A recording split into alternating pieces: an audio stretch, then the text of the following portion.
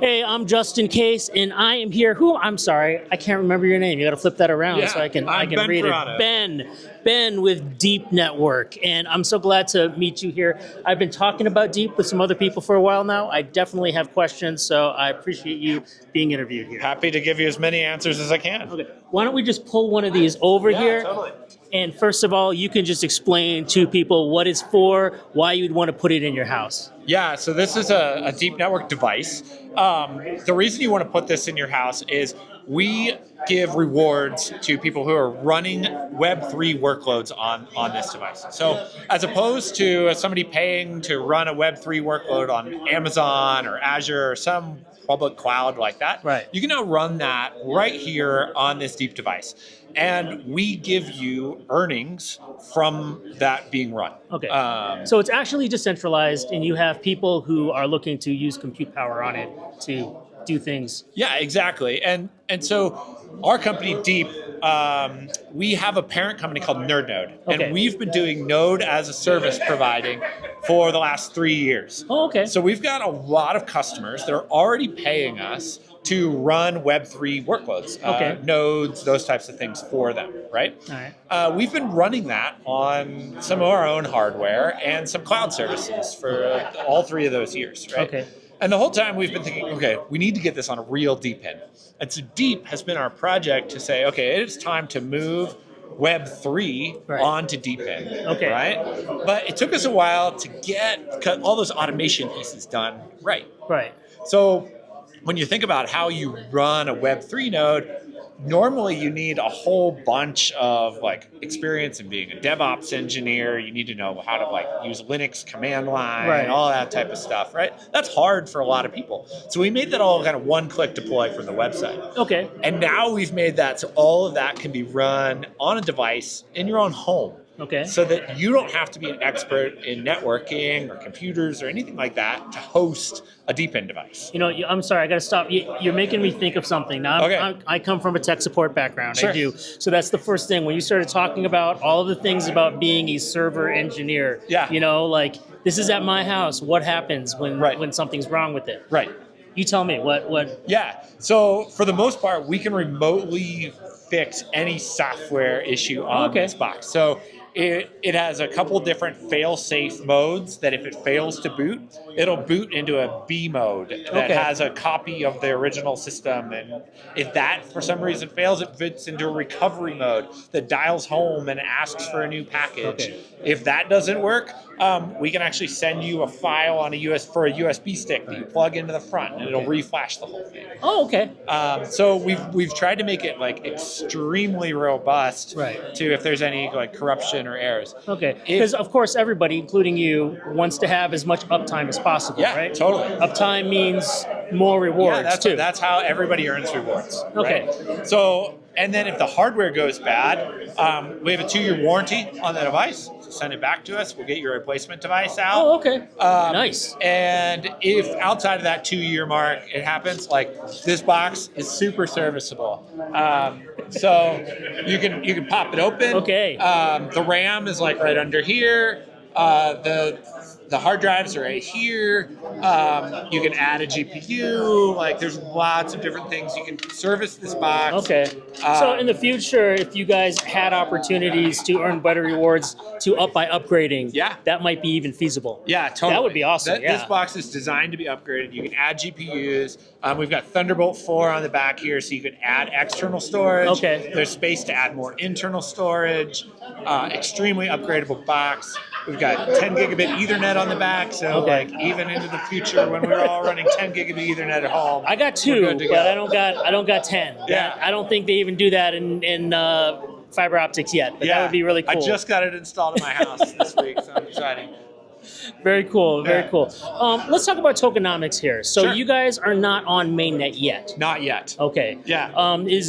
So right now, if people get this up and running, how are they earning? Yeah, so right now we're tracking days online. Okay. And basically, if you got it plugged in and you're participating in the network by having it plugged in, you earn a point each day effectively. Okay. We're giving, at mainnet, we'll be doing 1,000 or 10,000 tokens per month that a device has been on, it'll be issued pro rata for how many days you've had it up for the month. Okay, so starting in mainnet, that's when, and then there's sort of maybe an airdrop or something for what you earned before you've gone to mainnet. Yeah, it'll land in your wallet basically at the minting of the NFT for this device. Okay. Yeah. Very cool. Very cool.